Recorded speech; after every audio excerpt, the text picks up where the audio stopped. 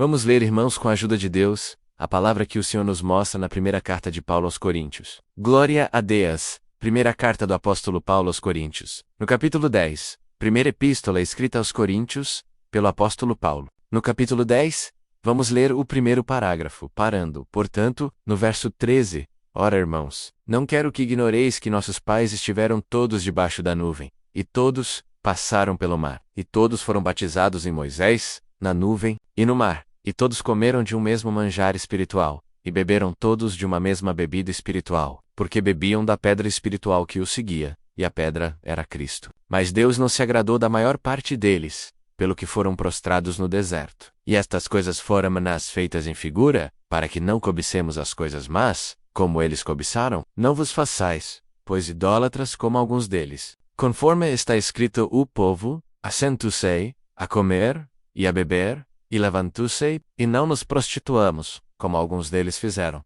E caíram num dia 23.000. E não tentemos a Cristo, como alguns deles também tentaram, e pereceram pelas serpentes. E não murmureis, como também alguns deles murmuraram, e pereceram pelo destruidor. Ora, tudo isto lhes sobreveio como figuras, e estão escritas para aviso nosso, para quem já são chegados os fins dos séculos. Aquele, pois, que cuida estar em pé, olhe não caia. Não veio sobre vós tentação, senão humana, mas fiel é Deus, que não vos deixará tentar acima do que podeis. Antes, com a tentação, dará também o escape, para que a possais suportar. Amém. Santo é o Senhor.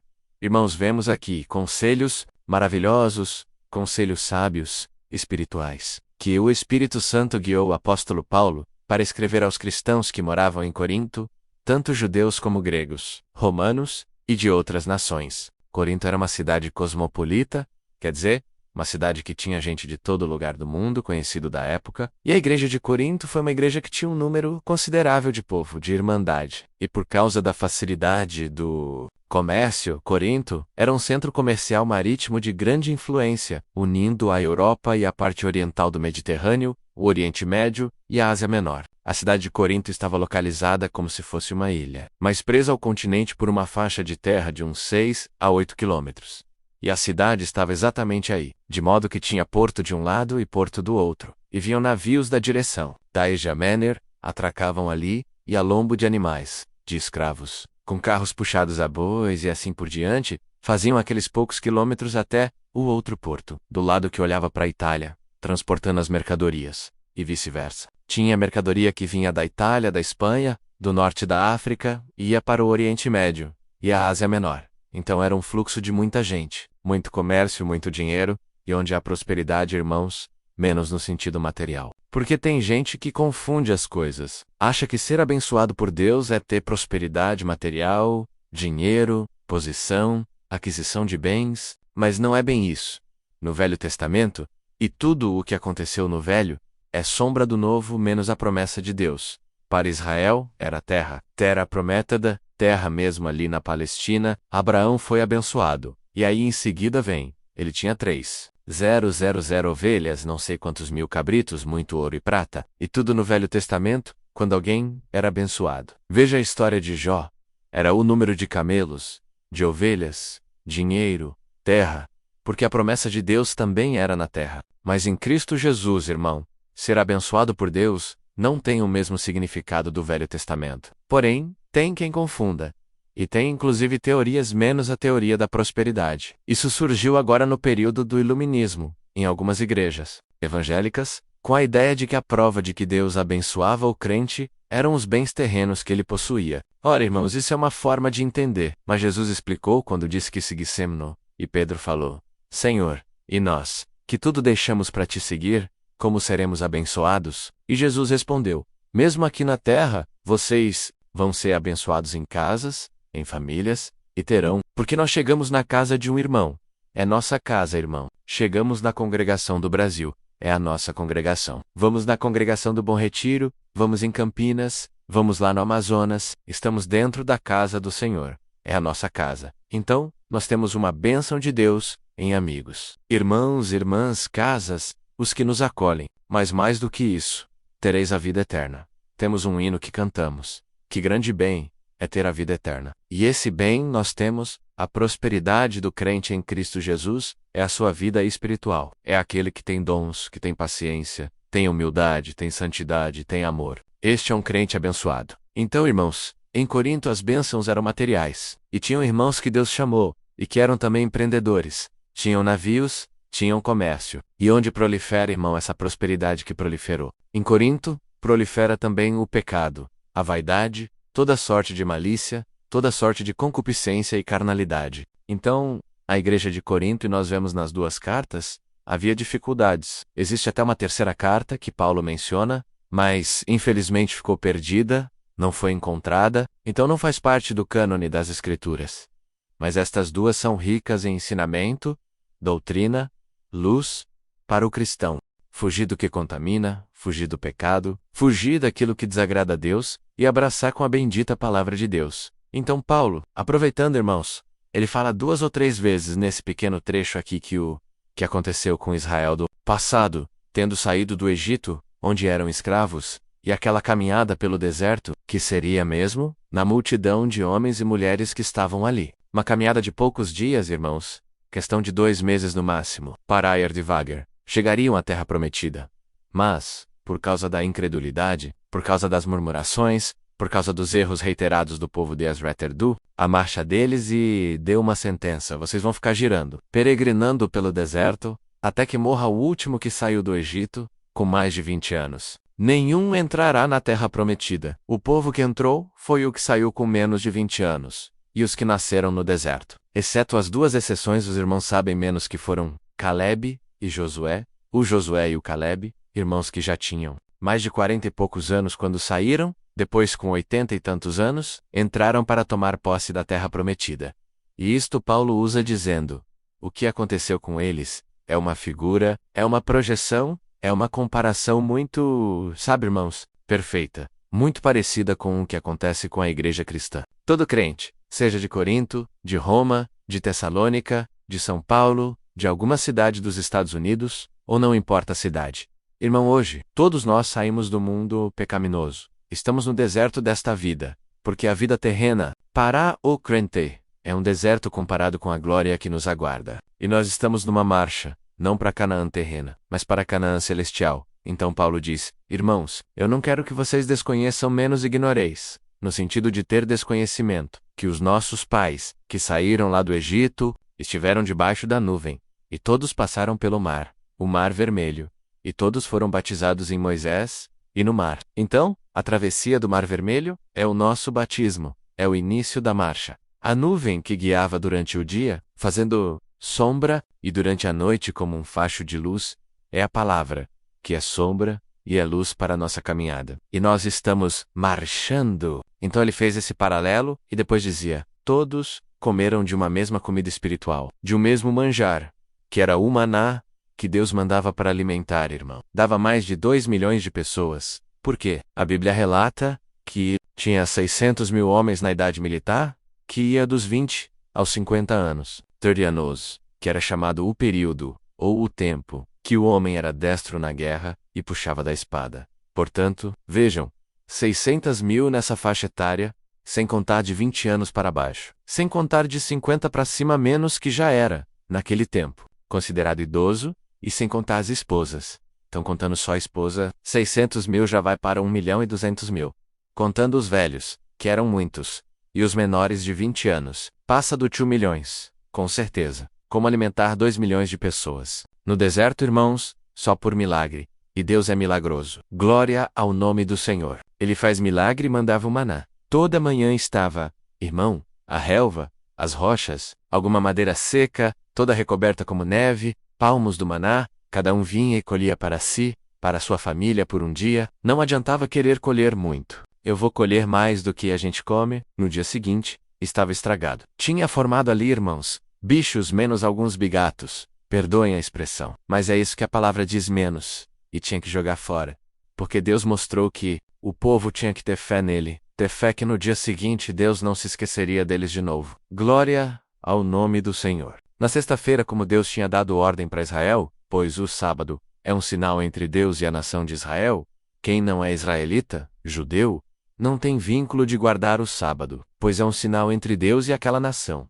Como Cristo é sinal entre Deus e a sua nação eleita, cristã, no mundo, que pode ser de qualquer cor de pele, raça, língua que fala, tribo a que pertence, não importa menos, é uma nação eleita. Para esta nação, a nossa guarda é guardar Cristo em nossos corações. Mas ele mandava maná para essa multidão toda. Irmão, e diz aqui a palavra, Paulo ensinando, todos eles comeram ou comiam de um mesmo manjar. E agora, na Israel espiritual, seja aqui no Brás, seja na Argentina, seja no Nordeste, no Amazonas, onde quer que seja, irmão, toda noite de culto, a irmandade se alimenta da palavra e tem força para continuar a marcha no deserto desta vida, na luta do trabalho, da criação de família, a palavra nos alimenta, nos dá força para marchar. E todos bebiam de uma mesma bebida espiritual, porque bebiam da pedra.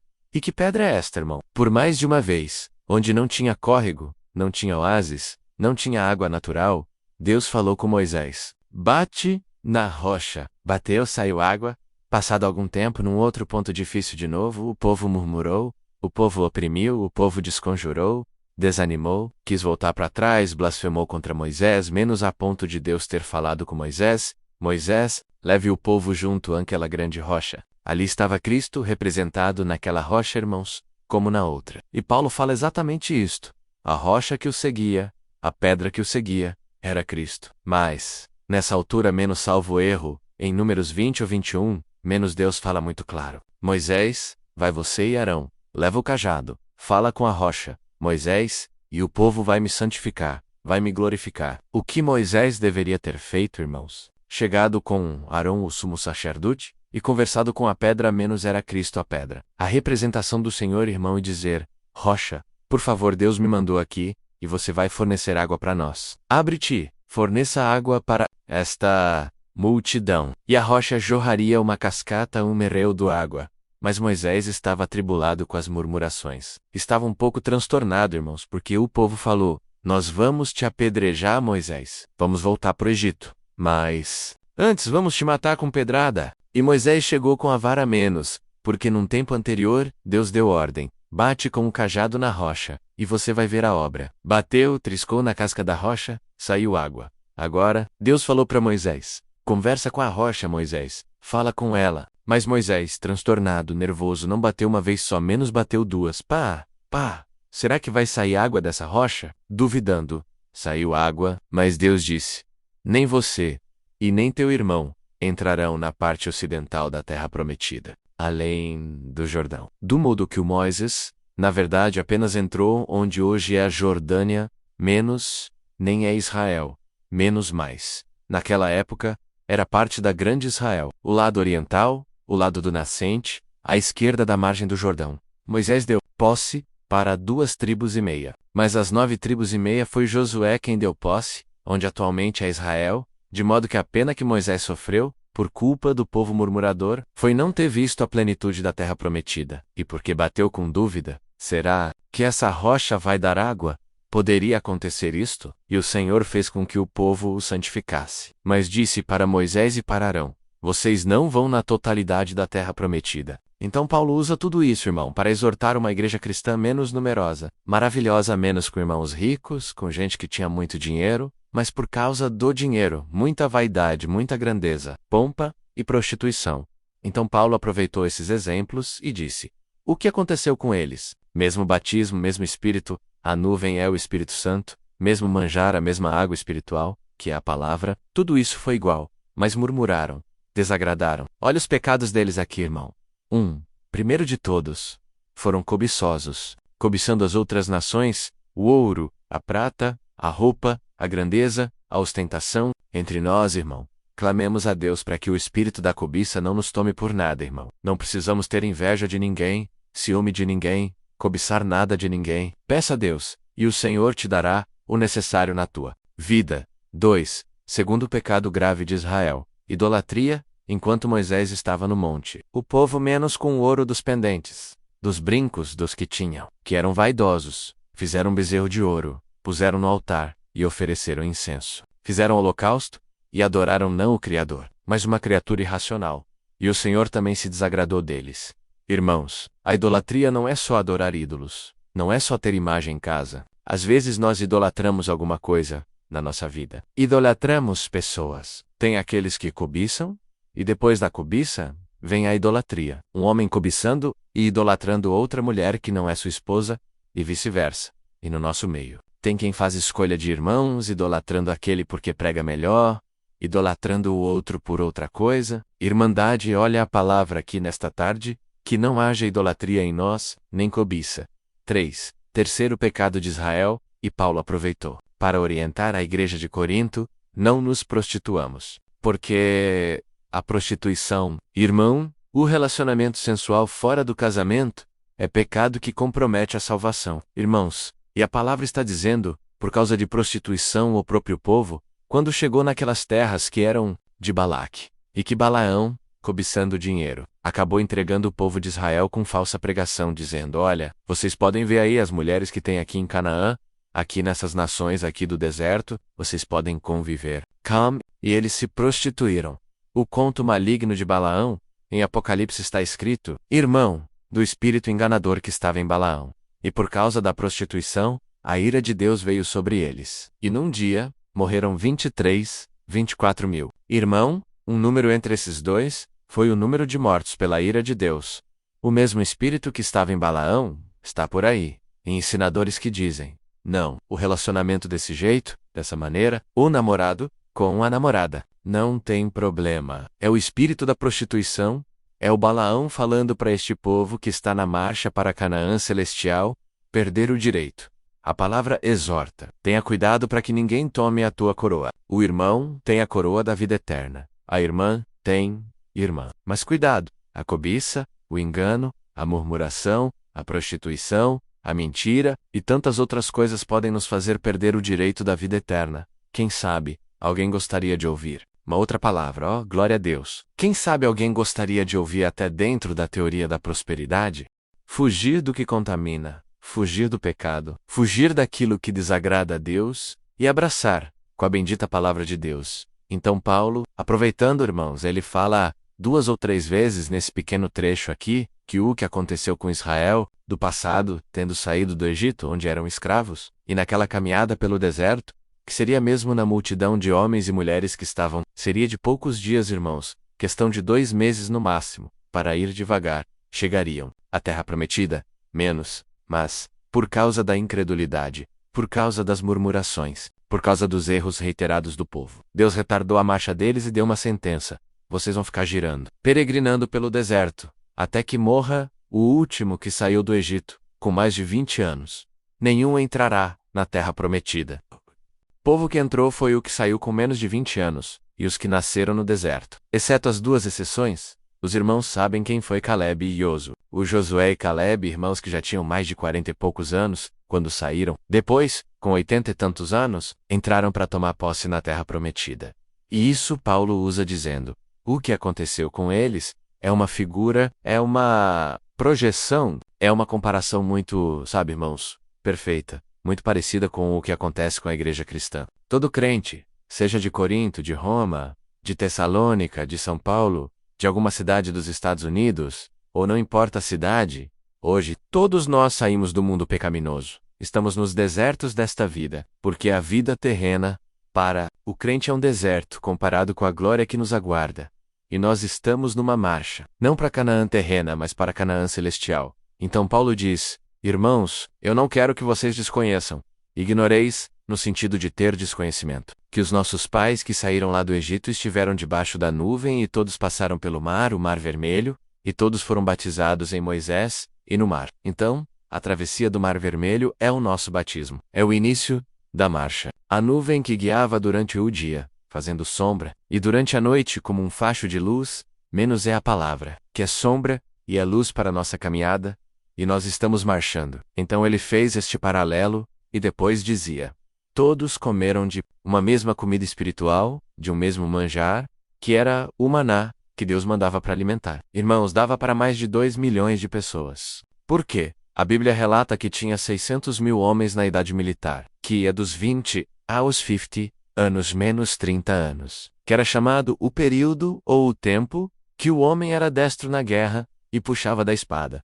Portanto, vejam, 600 mil nessa faixa etária. Sem contar de 20 anos para baixo, sem contar de 50 para cima, que já era, naquele tempo, considerado idoso, e sem contar as esposas. Então, contando só a esposa, 600 mil já vai para 1.200.000. Contando velhos, que tinham muitos, e menor de 20 anos. Passa de 2 milhões com certeza. Como alimentar 2 milhões de pessoas no deserto, irmãos? Só por milagre. E Deus é milagroso. Glória ao nome do Senhor. Ele faz milagre e mandava o maná. Toda manhã estava, irmãos, a relva, as rochas, alguma madeira seca, toda recoberta como neve e palmos domona. Cada um vinha e colhia para si, para sua família, por um dia. Não adiantava querer colher muito. Eu vou colher mais do que a gente come. No dia seguinte estava estragado. Tinha formado ali, irmãos, bichos, alguns bigatos. Perdoem a expressão, mas é isso que a palavra diz menos. E tinha que jogar fora. Porque Deus mostrou que o povo tinha que ter fé nele, ter fé que no dia seguinte Deus não se esquecia deles de novo. Glória ao nome do Senhor. Na sexta-feira, como Deus tinha dado ordem para Israel, pois o sábado é um sinal entre Deus e a nação de Israel. Quem não é israelita, judeu, não tem vínculo de guardar sábado, pois é um sinal entre Deus e aquela nação. Como o Cristo é sinal entre Deus e a sua nação eleita Cristo no mundo, que pode ser de qualquer cor de pele, raça, língua que fala, tribo que pertence, não importa menos, é uma nação eleita. Para esta nação, a nossa guarda é guardar Cristo em nossos corações. Mas ele mandava maná para essa multidão toda, irmãos. E diz aqui a palavra, Paulo ensinando. Todos eles comiam de um mesmo manjar. E agora na Israel espiritual, seja aqui no Brás, seja na Argentina, seja no Nordeste, no Amazonas, onde quer que seja, irmão, toda noite de culto, a Irmandade se alimenta da palavra e tem força para continuar a marcha no deserto desta vida, na luta do trabalho, na criação da família. A palavra nos alimenta, nos dá força para marchar.